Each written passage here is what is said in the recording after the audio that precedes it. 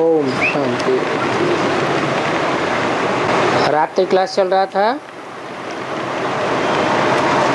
28 जुलाई 1968। पहले पेज के मध्यांत में बात चल रही थी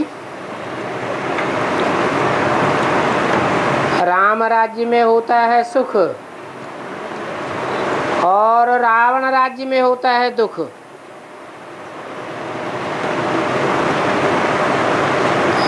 राम अर्थात रमण कराने वाला और रावण अर्थात रुलाने वाला। दुख में रोते हैं और सुख में खेलते हैं। तुम जानते हो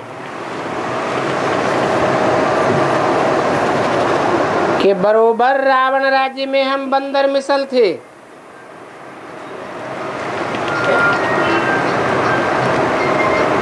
उन बंदर मिसल को ही बाप मंदिर लायक बनाकर रावण राज्य पर जीत पहनाते हैं।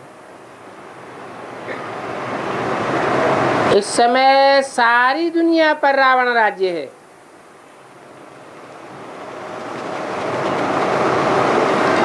यूं कहो कि सारी दुनिया एक वेट है।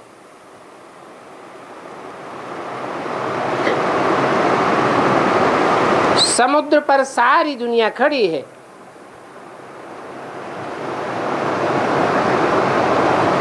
और सारी दुनिया में रावण राज्य है तो मनुष्य बहुत हैं।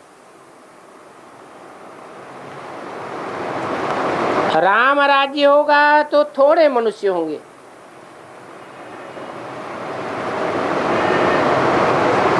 तो अच्छी रीति समझना है।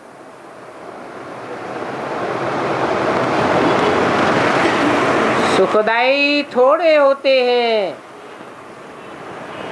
और दुखदाई बहुत होते हैं। सुदर्शन चक्रधारी भी तुम ब्राह्मण ही बनते हो।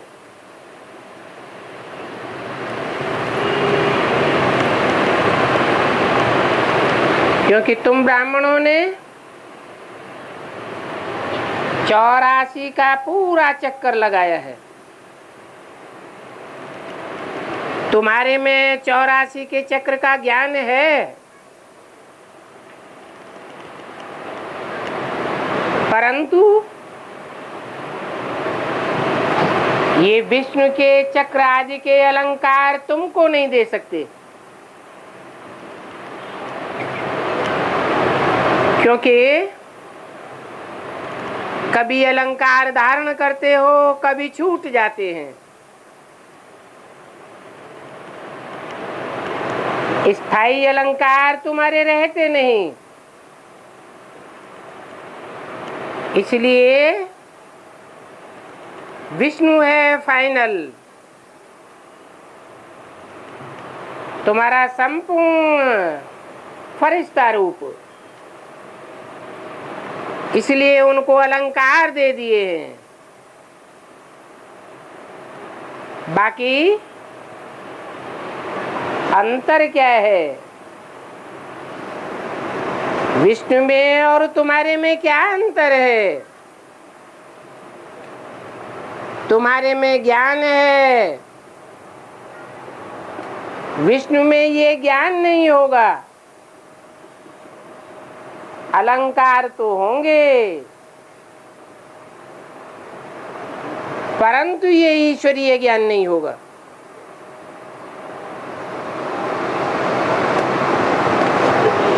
ज्ञान सिर्फ तुम ब्राह्मणों में ही है।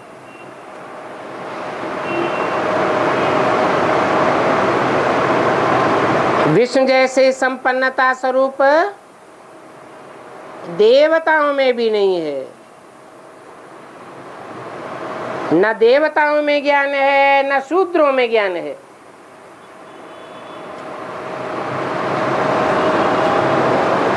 तुम तो शूद्र से ब्राह्मण बन गए हो।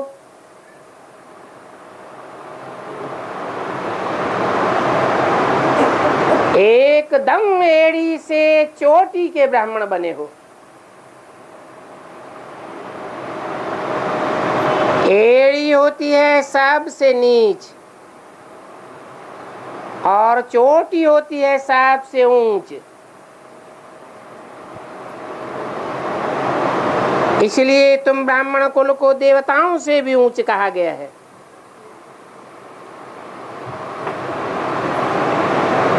और तुम ब्राह्मणों से भी ऊंचे है शिव बाबा।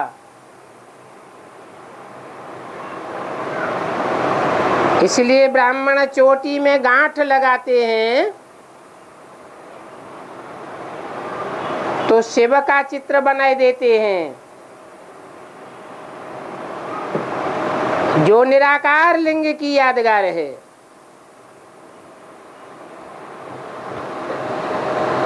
तो ब्राह्मणों के ऊपर है शिव बाबा।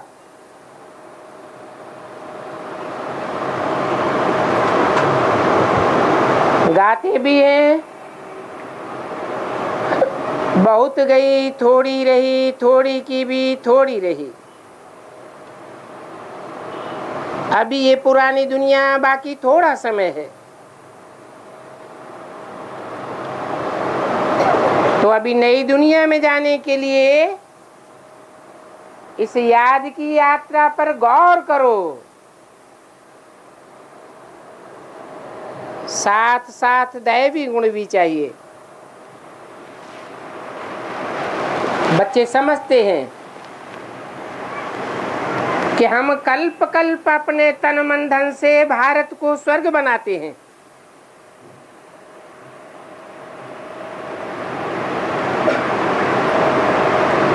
भारत ही स्वर्ग बनता है।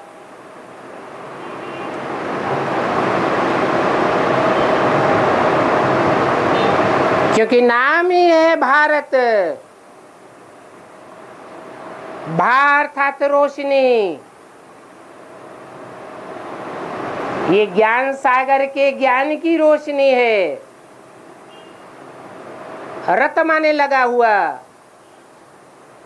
जो सदैव जीवन भर ज्ञान की रोशनी में लगा हुआ है, वो भारत ही स्वर्ग बनता है।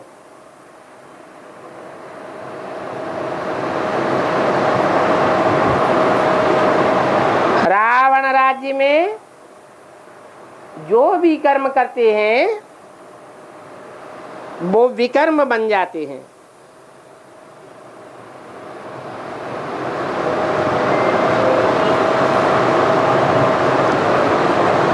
राम राज्य में तुम जो भी कर्म करते हो वो अकर्म हो जाते हैं।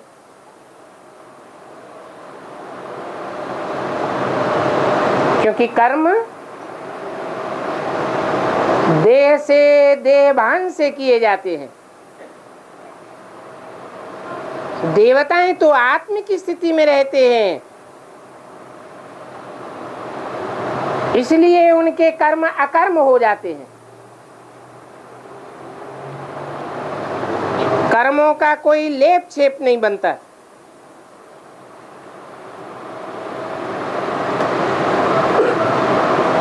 तो ये बात भी बाप ही समझाते हैं कि राम राज्य में विकर्म क्यों नहीं बनते। विपरीत कर्म इसलिए नहीं बनते हैं कि 5 तत्वों का जो शरीर है वो आत्मा का स्व नहीं है, पर है। पर है प्रकृति और प्रकृति के 5 तत्व। अगर इनकी स्मृति में रहते हैं तो जैसे देहभान में रहते हैं, देहभान में रहने से विकर्म बन जाते हैं। प्रकृति को स्त्री कहा जाता है, पुरुष को आत्मा कहा जाता है। तो आत्मिक स्थिति में रहना बाप सिखाते हैं।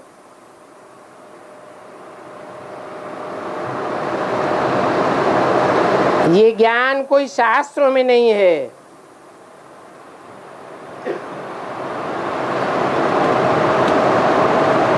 कि आत्मिक स्थिति में रहो, आत्मा के बाप को याद करो। आत्माओं का बाप एक ही है जो कर्म अकर्म विकर्म की गति समझाने वाला है। बाकी तो सभी आत्माएं जन्म मरण के चक्र में आने के कारण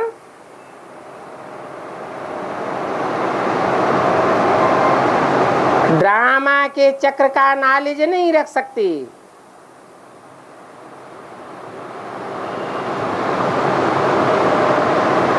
आत्माओं में सिर्फ शास्त्रों का ज्ञान हो सकता है।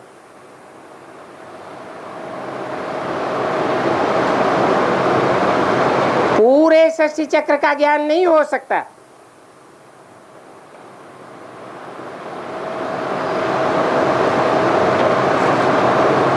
तुम बच्चे जानते हो, बाप से हम सुख शांति का वर्षा ले रहे हैं। आत्मिक स्थिति से ही सुख और शांति मिलती है। अभी भी प्रैक्टिस करके देखो। जिन दिनों में आत्मिक स्थिति ज्यादा रहती है, उन दिनों सुख और शांति का अनुभव होता है।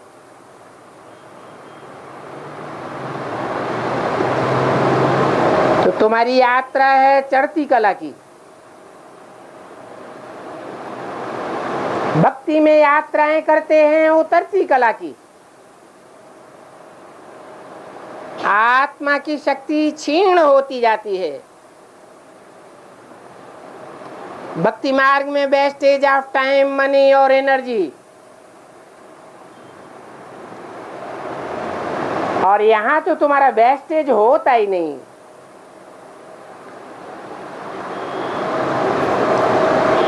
तुम ब्राह्मण हो, प्रजापिता ब्रह्मा के बच्चे।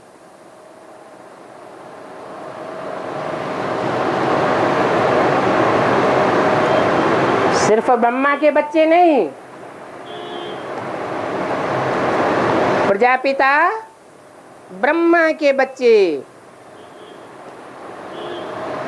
माता पिता की प्रवृत्ति मार्ग की संतान हो। प्रवृत्ति मार्ग का धर्म एक ही सनातन धर्म है, देवी देवता धर्म। सूर्यवंशी, चंद्रवंशी, बाकी और जितने भी मानवीय धर्म हैं, वो सब निवृत्ति मार्ग के हैं। तुम प्रजापिता ब्रह्मा के बच्चे हो, शिव बाबा के पुत्र हो। पहले कौन? पहले शिव बाबा या प्रजापिता? पहले शिव बाबा। यज्ञ के आदि में कौन प्रत्यक्ष हुआ? क्या कहेंगे? शिव बाबा प्रत्यक्ष हुआ। बाबा ग्रैंडफादर को कहा जाता है।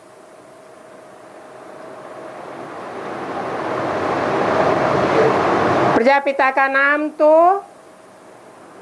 मुरलियों में भी बाद में ऐड किया गया। और मुरलियों को अर्थात वेदवाणी को समझने वाले तुम बच्चे हो।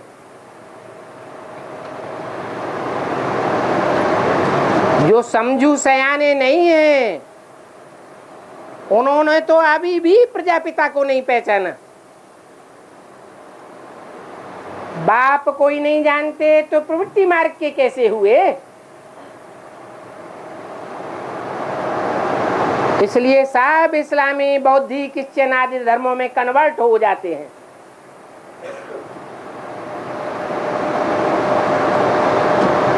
क्योंकि मनुष्य सृष्टि का जो एक ही बेहद का बाप है, जिसमें बेहद आत्माओं का बाप प्रवेश करते हैं, उस बेहद के बाप को नहीं पहचान पाते। तो कहेंगे तुम हो शिव बाबा के पोत्रे।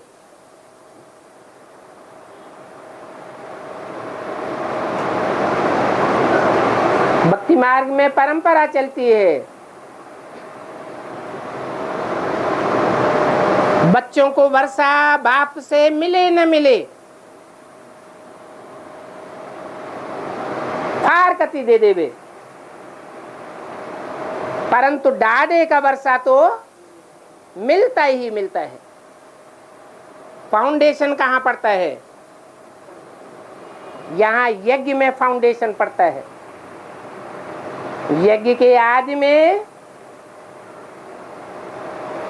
जो बच्चे कारण या कारण यज्ञ छोड़ करके चले गए, अभी दोबारा जन्म लेकर के फिर यज्ञ में आए हैं,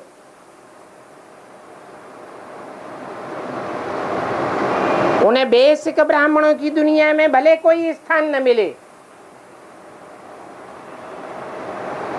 परंतु जो डाडे का वर्षा है, ज्ञान का वर्षा, वो हर बच्चे का जन्म सिद्ध अधिकार है।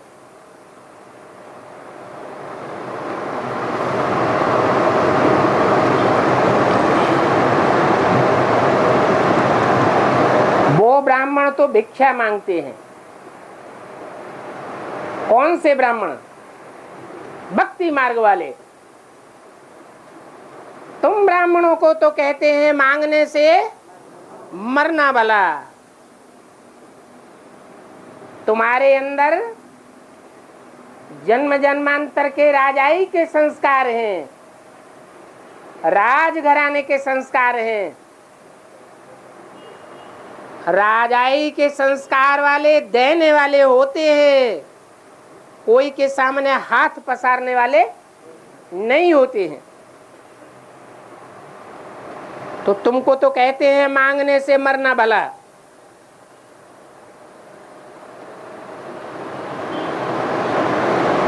फिर बताते हैं कि सहज मिले से दूध सम, मांग लिया सो पानी। नई दुनिया की स्थापना के कार्य में भी जिनसे सहज सहज सहयोग मिलता हो बिना मांगे, वो सहज सहज ले लेना चाहिए।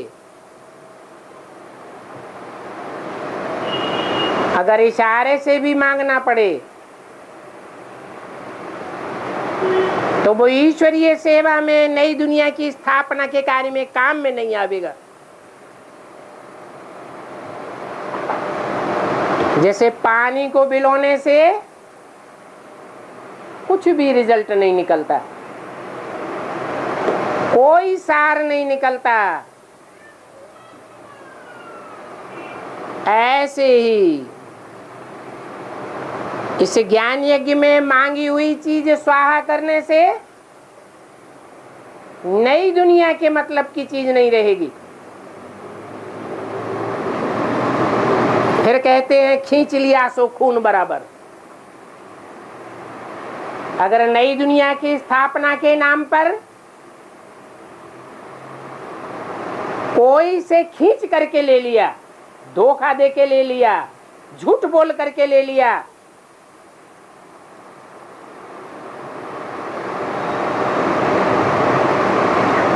चोरी डकैती करके ले लिया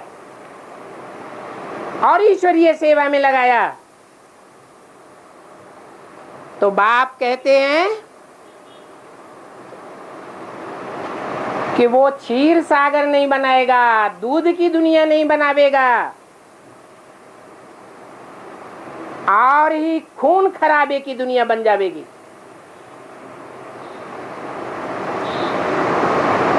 अभी भाग्य का बनाना और बिगाड़ना अपने हाथ की बात है।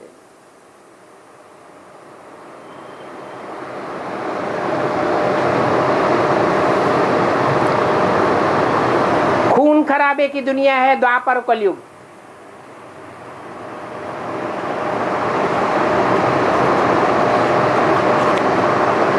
सतयुग त्रेता है क्षीर सागर की दुनिया, जहां विष्णु का राज्य है। स्त्री पुरुष दोनों मिलकर के एक मत होकर के कार्य करते हैं।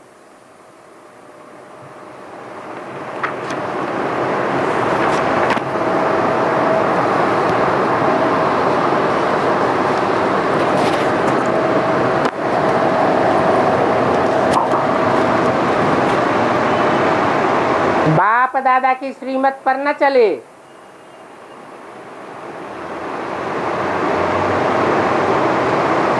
तो ये दूध नहीं पानी हो जाता है।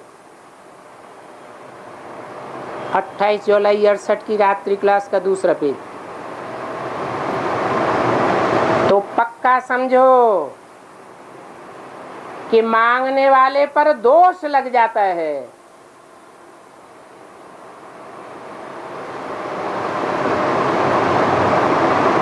दोषपूर्ण होने के कारण रिजल्ट नहीं निकलता।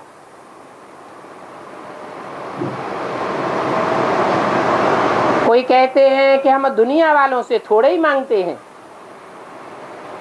हम तो अपने बाप से मांगते हैं। अरे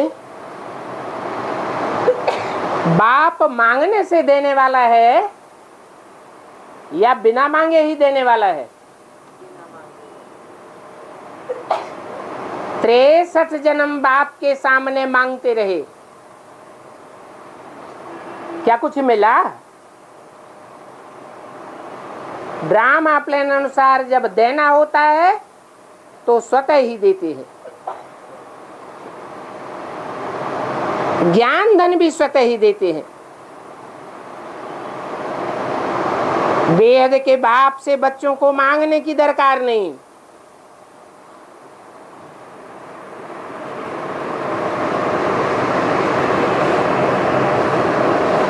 भक्ति मार्ग में दान करते थे। मेरे अर्थ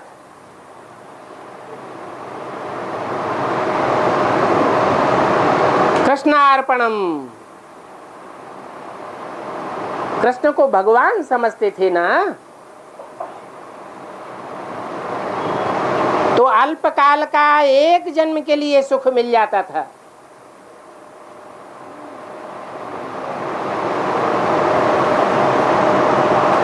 वो तो इनडायरेक्ट की बात है। अभी भी ब्राह्मणों की दुनिया में शूटिंग हो रही है।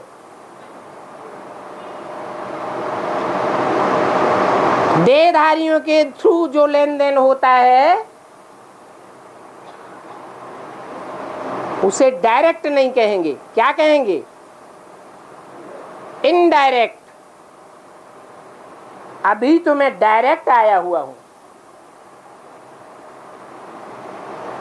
भक्ति मार्ग में होता है इनडायरेक्ट, एक जन्म के लिए प्राप्ति होती है। और जब मैं अभी डायरेक्ट आया हुआ हूं तो 21 जन्म के लिए प्राप्ति कराता हूं।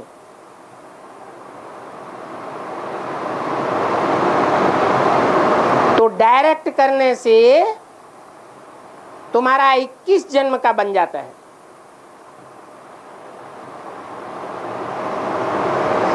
और 21 जन्म का जो बनता है उसी हिसाब से 63 जन्मों का भी हिसाब किताब बन जाता है।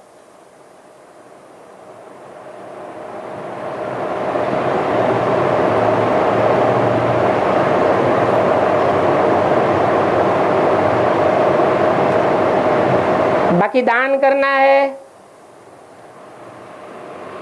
मदद करनी है, नहीं करनी है,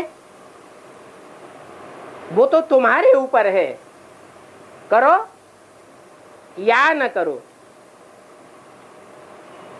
जैसा करेंगे वैसा पावेंगे,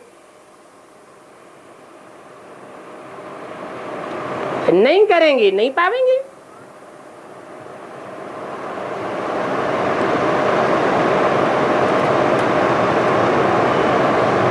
बाप बच्चों को कहते हैं कब मांगना नहीं है, नहीं तो अवज्ञा का दंड पड़ जाएगा। क्यों क्यों दंड पड़ जाएगा? मांगने वाला सदगुरु की निंदा कराने वाला बन जाता है। सदगुरु बाप तो आकर के राजयोग सिखा करके राजा बनाने आए हैं, मांगने वाला आधीन भिखमंगा बनाने के लिए नहीं आए हैं। और फिर कोई मांगने लगे तो ये तो बाप की निंदा कराई। ऐसों के लिए फिर कहते हैं क्या क्या कहावत है, सदगुरु निंदक ठौर न पावे। ऐसे मांगने वाले ब्राह्मण जो नई दुनिया फर्स्ट क्लास बननी है, बाप आकर के जो नई दुनिया का डायरेक्ट फाउंडेशन लगाते हैं, 16 कला संपूर्ण हिंसक मर्यादा पुरुषोत्तम, उस दुनिया में उनको ठौर नहीं मिल सकता।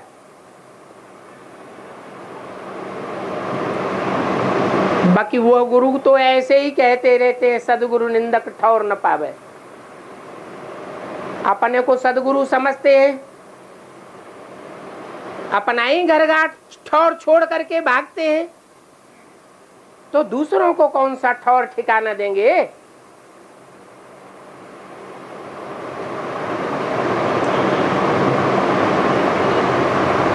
ये तो बाप बेहद का सदगुरु बन करके आया हुआ है। नंबरवार बच्चों को पद देते हैं,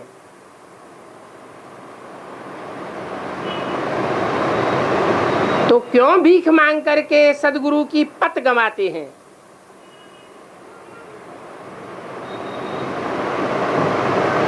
इस दुनिया में ऊंचे ऊंचे पार्ट बजाने वाला शिव बाबा और फिर उसके बच्चे कहलाने वाले भीख मांगे।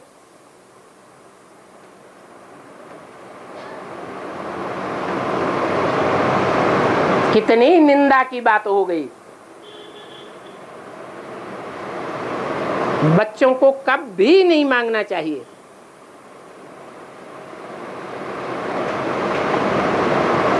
निंदा कराए करके तुम अपना मर्तबा नीच बनाते हो।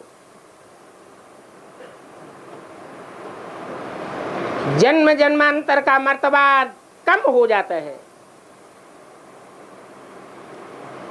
इसलिए कभी भीख नहीं मांगनी चाहिए।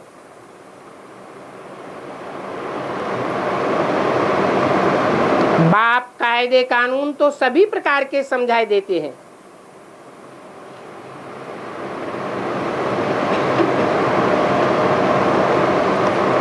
फिर हर एक बच्चे को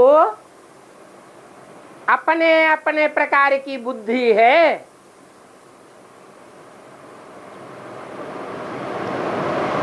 ये बुद्धि 1000 नियामत है। कैसे? 63 जन्मों में जिन्होंने जैसे जैसे कर्म किए हैं,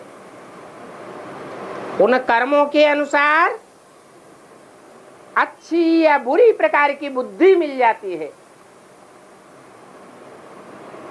उस बुद्धि के आधार पर ईश्वरीय ज्ञान को ग्रहण करते हैं, धारण करते हैं। इसलिए बोला कि हर एक बच्चे की बुद्धि अपनी अपनी है। बताते हैं कि कोई हॉस्पिटल बनाते हैं, उनका फल दूसरे जन्म में मिल जाता है। ऐसे नहीं कि ग्लोबल हॉस्पिटल बना दिया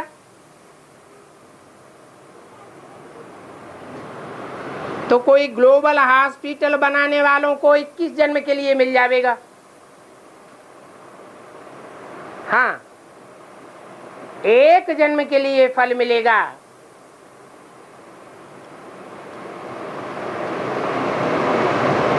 हॉस्पिटल बनाने वाले भी बल ब्राह्मण हैं, ब्रह्मा की औलाद कहलाते हैं।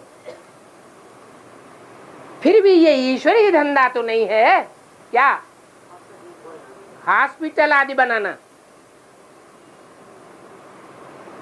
तो अगले जन्म में उन्हें भगवान की प्राप्ति हो जाएगी, पहचान हो जाएगी। बाकी ऐसे नहीं कि 21 जन्म का मर्तबा मिल जाएगा।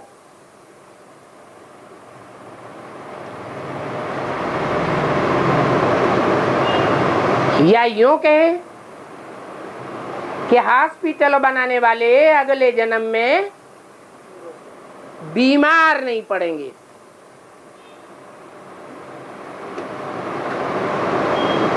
नहीं तो मनसा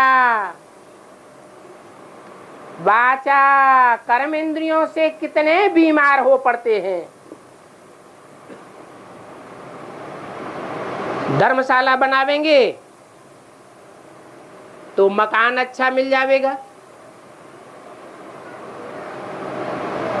परंतु एक जन्म के लिए।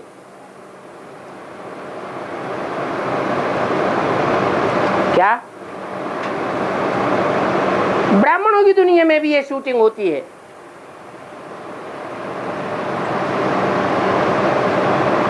एक जन्म के लिए महल माड़ियां अटारियां मिल जाएंगी,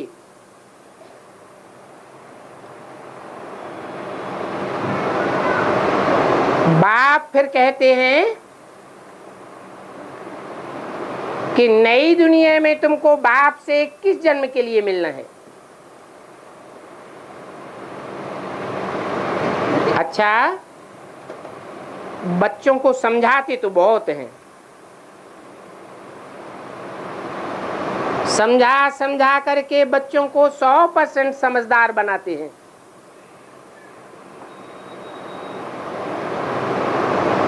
फिर माया रावण 100% बेसमझ बनाई देती है। सभी कहते हैं कैरेक्टर्स खराब हैं, क्योंकि विकारी है ना। बाप आकर के तुम्हारे कैरेक्टर्स राम राज्य में दैवी बनाई देते हैं। समझाते हैं कि अगर इस ब्राह्मण जीवन में प्योरिटी नहीं आई तो पीस और प्रॉस्पेरिटी में भी कमी पड़ जाएगी।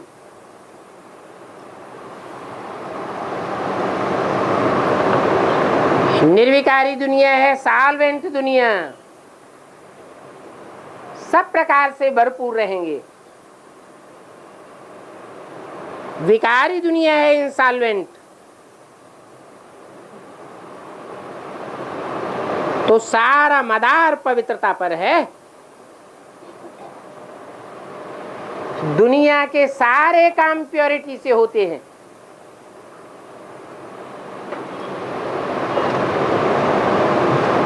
अभी दुनिया में प्योरिटी नहीं है तो पीस और प्रॉस्पेरिटी भी नहीं है।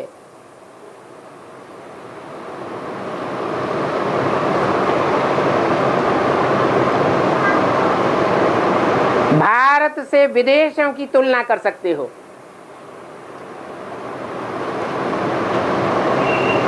कहाँ पीस और प्रॉस्पेरिटी ज्यादा है? विदेशों में या भारत में? क्यों? विदेशों में इतनी शांति और धन संपत्ति का जखीरा क्यों जमा हुआ पड़ा है? भले अल्पकाल का है, लेकिन है तो। यहां भारत में तो झगड़ा, अत्याचार, भ्रष्टाचार सभी होते रहते हैं।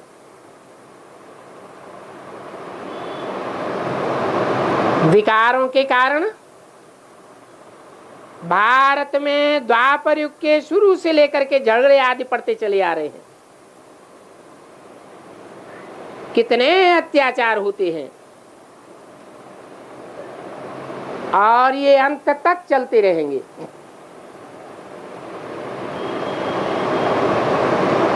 अच्छा, रूहानी बच्चों को रूहानी बाप दादा का याद प्यार गुड नाइट। रूहानी बच्चों को रूहानी बाप का नमस्ते।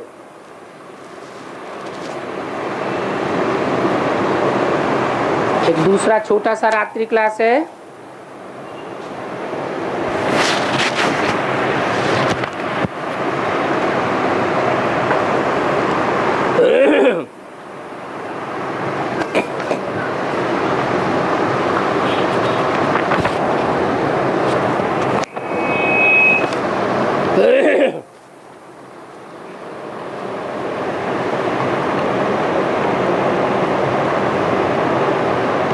उनतीस 768।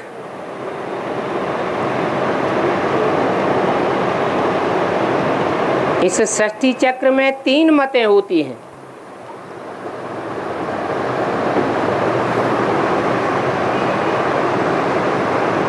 कौन कौन सी 3 मतें होती हैं?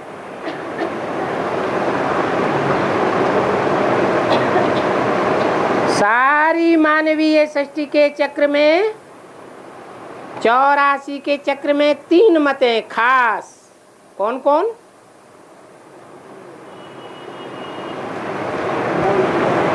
पहली है ईश्वरीय मत, फिर होती है दैवी मत, उसके बाद होती है आसुरी मत, एक है मानव मत।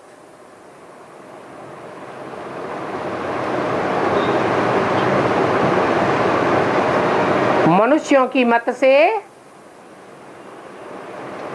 दुनिया नीचे उतरती चली जाती है। इसके बाद होती है ईश्वरीय मत। ईश्वर आकर के मनुष्य से देवता बनाते हैं, तो दैवीय मत कही जाती है। ईश्वर मनुष्य मत से चेंज करके ईश्वरीय मत से दैवी मत बनाते हैं। सतयुग त्रेता में है दैवी मत। बाप ने समझाया है कि सत्ययुग को स्वर्ग कहा जाता है।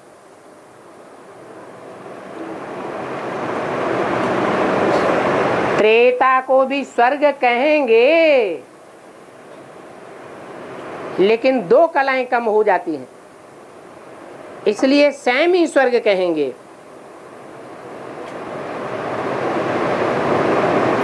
संपूर्ण स्वर्ग नहीं कहेंगे, क्योंकि संपूर्ण आत्मिक स्थिति वहां नहीं रहती, स्व स्थिति नहीं रहती। अभी भी महाविनाश सामने खड़ा है। तुम बच्चे प्रैक्टिस करके जितना जितना स्व स्थिति में स्थित होते जाते हो,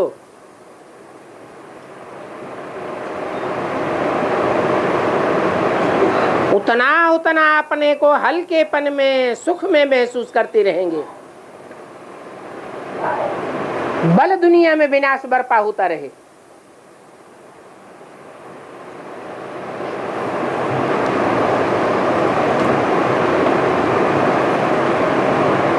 परंतु अभी 16 कला संपूर्ण सुख तो नहीं कहेंगे। इसलिए कहते हैं कि अभी हम बच्चे उल्टी सीढ़ी चढ़ रहे हैं।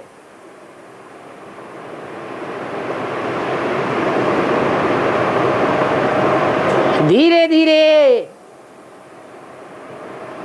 स्वस्थिति की प्रैक्टिस के अनुसार हमारी आत्मा की कलाओं की बढ़ोतरी होती जाती है।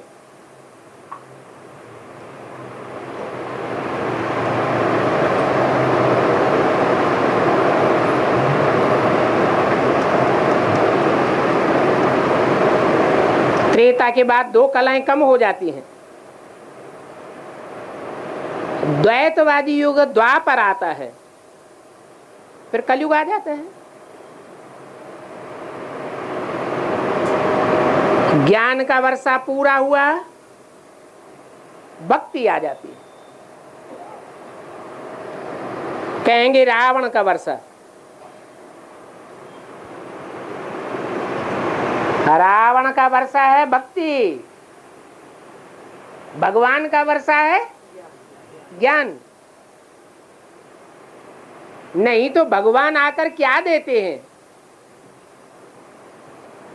महलमाड़ियां अटारियां धन संपत्ति देते हैं क्या? ज्ञान ही देते हैं। और रावण क्या देते हैं? है? भक्ति देते हैं। भागते रहो, ठोकरें खाते रहो, बुद्धि को ठिकाना मिलता ही नहीं। उसको कहा जाता है मनुष्य मत। और मनुष्य तो ढेर के ढेर हैं। कितने गुरु हैं जो शिवो हम कह के बैठ जाते हैं। अहम ब्रह्मास्मि, मैं ही ब्रह्मा हूं, मैं ही शिव हूं।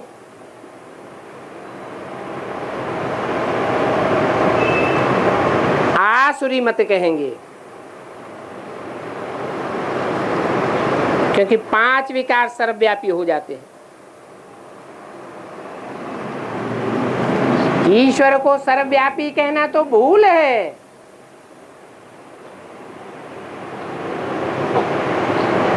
ईश्वर कहा ही उसे जाता है जो दुनिया में सबसे श्रेष्ठ शासक है।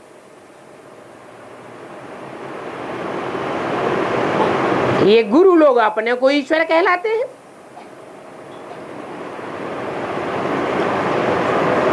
पांच विकार तो सब में है।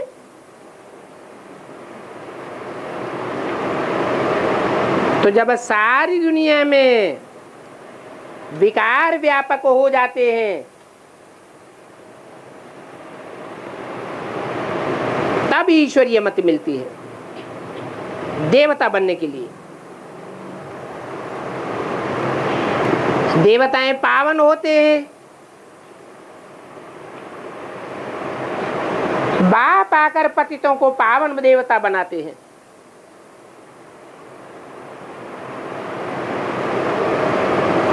उनकी ईश्वरीय मत सबसे ऊंचे मत है।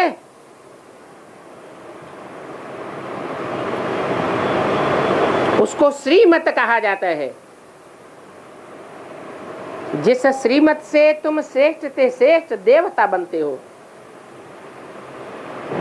बाप ने समझाया है, जब कलयुग होता है, रावण राज्य शुरू होता है,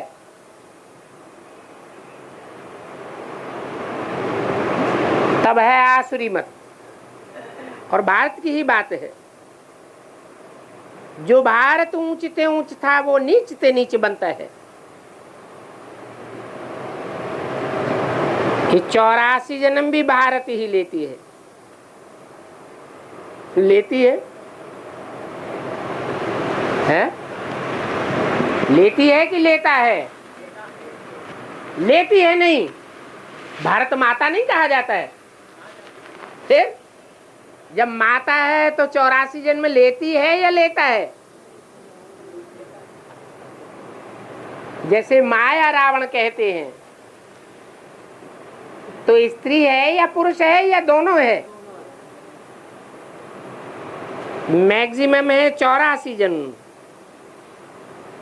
मिनिमम है 1 जन्म। बाकी 84 लाख जन्म नहीं है, 84 लाख योनियां तो हैं, लेकिन 84 लाख योनियों में मनुष्यों का जन्म नहीं होता है।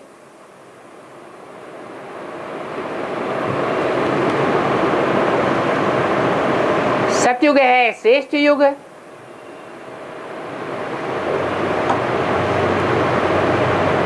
तो वहां थोड़ी योनियां होती है। कलयुग है भ्रष्टते भ्रष्ट युग, तो वहां दुखदाई कीड़े मकोड़े मच्छर मक्खी बीमारी फैलाने वाले कीटाणुओं की संख्या बढ़ती जाती है।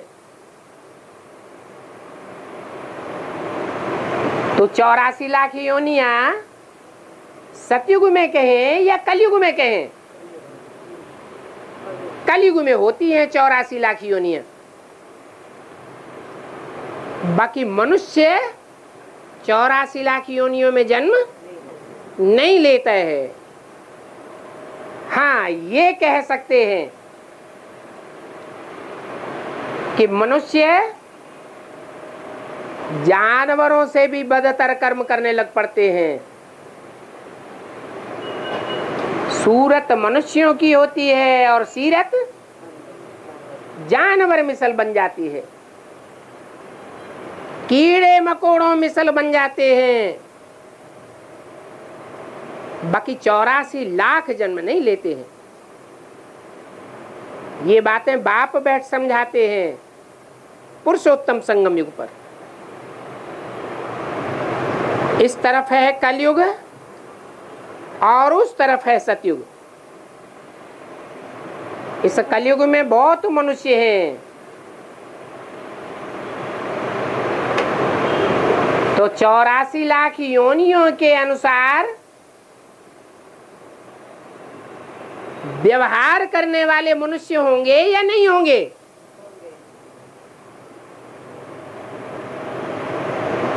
मनुष्यों की चलन जानवरों कीड़े मकोड़ों मिसल बन पड़ती है। सतयुग में तो थोड़े देवी देवताएं होते हैं।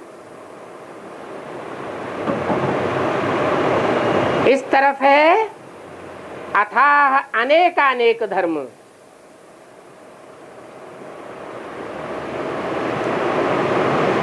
तुमको त्रिमूर्ति का चित्र भी दिखाते हैं, बताते हैं ब्रह्मा द्वारा स्थापना।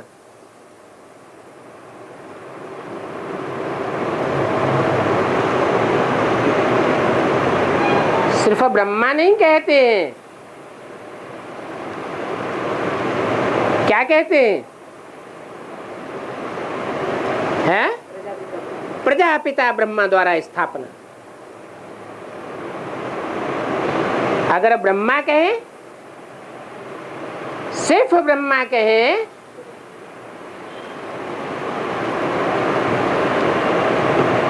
तो संपूर्ण ब्राह्मण सो संपूर्ण देवता बनते हैं क्या? 69 में ब्रह्मा ने शरीर छोड़ा। कोई भी ब्राह्मण को संपूर्ण ब्राह्मण नहीं कहेंगे। हाँ, ये कहेंगे कि ब्रह्मा द्वारा ब्राह्मण धर्म की स्थापना हुई।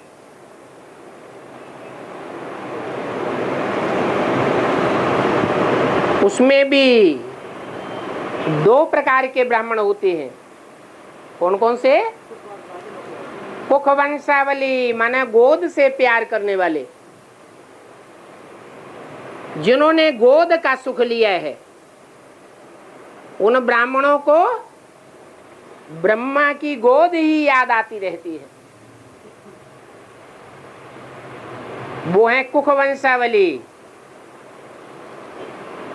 ब्रह्मा के मुख से निकली हुई वाणी पर ध्यान नहीं देते हैं, ईश्वरीय वाणी की कदर नहीं करते हैं। ईश्वरीय वाणी को इतना नकार देते हैं कि 20 वर्ष की वाणी नेस्त नाबूद हो जाती है।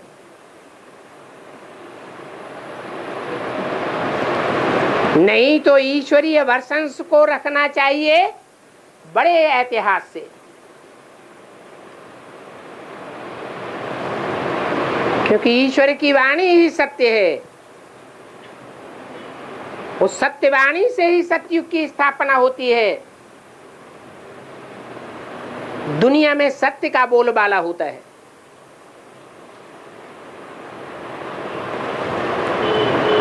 तो ब्रह्मा द्वारा कहेंगे सामान्य रूप से ब्राह्मण धर्म की स्थापना होती है, कोई नई दुनिया की स्थापना, स्वर्ग की स्थापना नहीं हो जाती। इसलिए फिर कहते हैं प्रजापिता ब्रह्मा द्वारा स्थापना। तुम ब्राह्मण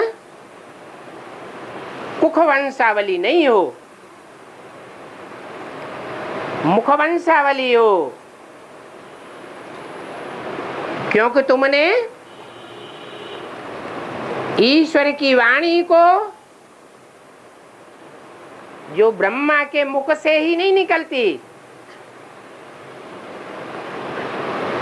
प्रजापिता ब्रह्मा के मुख से भी निकलती है, उस वाणी को तुमने पहचाना है, तुम फॉलो करते हो, इसलिए तुम मुख वंशावली हो। तो पहले पहले है बाप, फिर तुम ब्राह्मण, और तुम ब्राह्मण ही देवता बनते हो,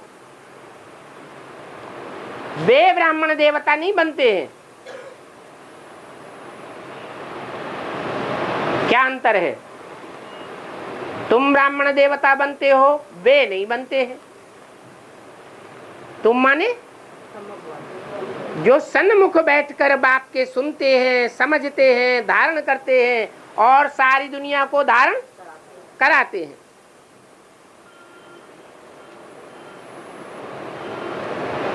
ये भी बच्चों को बाप ने समझाया है कि राम को तीर क्यों देते हैं।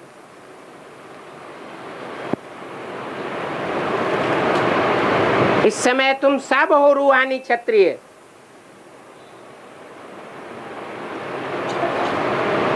तुमको तीर मुले हुए हैं पूर्व जन्म की प्रारब्ध से। जैसे राम फेल हुआ, राम के पीछे पीछे तुम बच्चे भी फेल हुए।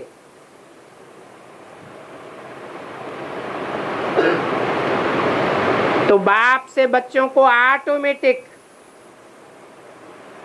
तीखे तीखे बाण मिले हुए हैं, ज्ञान के बाण।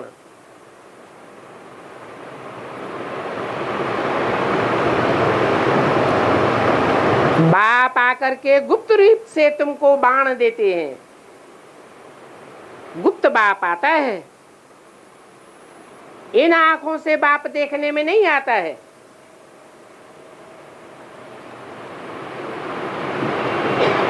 तो कोई को कहें कि चलो तुमको रूहानी बाप दिखलाए आए, नहीं, कौन सी आंख से देखने में आता है? ज्ञान के तीसरे नेत्र से देखने में आता है।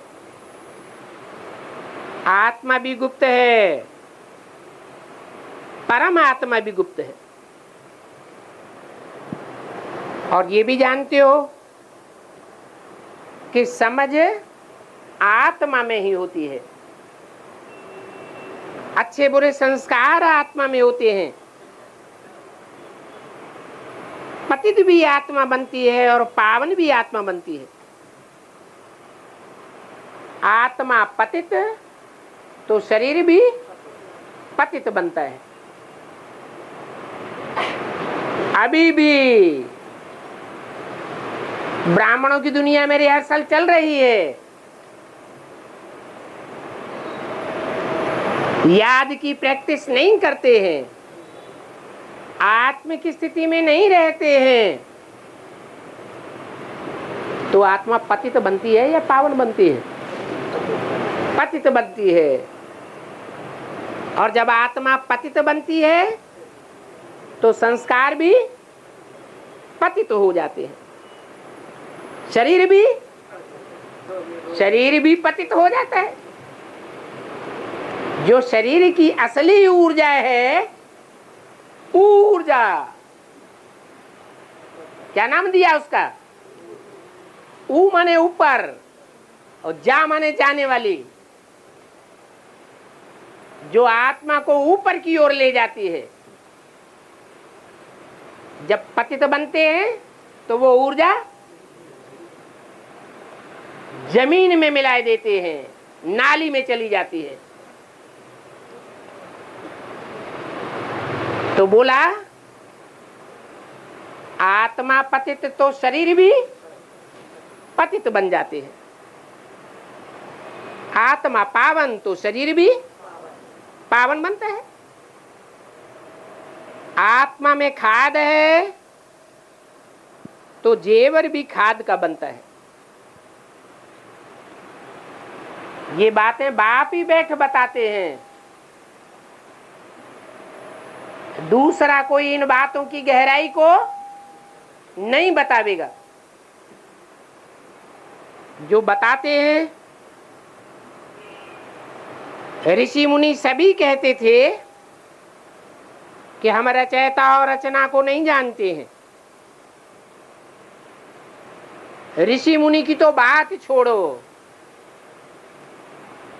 उनके तो मंदिर भी नहीं बनाए जाते, मूर्तियों की पूजा भी नहीं होती है। जिन लक्ष्मी नारायण के मंदिर भी बनाए जाते हैं, पूजा भी होती है, और दुनिया में और शास्त्रों में कहीं भी उनकी कोई ग्लानि नहीं है। वो लक्ष्मी नारायण भी नहीं जानते थे रचयिता और रचना के आदि मध्य अंत को।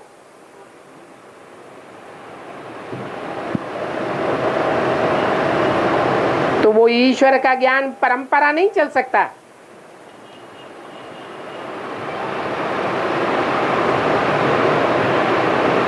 ये आत्मा ही श्रेष्ठ और नीच बनती है, सभी कुछ आत्मा ही बनती है। आत्मा एक शरीर छोड़ करके दूसरा लेती है, हा? अभी आत्मा एक शरीर छोड़ करके दूसरा लेती है। शूटिंग होती है क्या? हो रही है?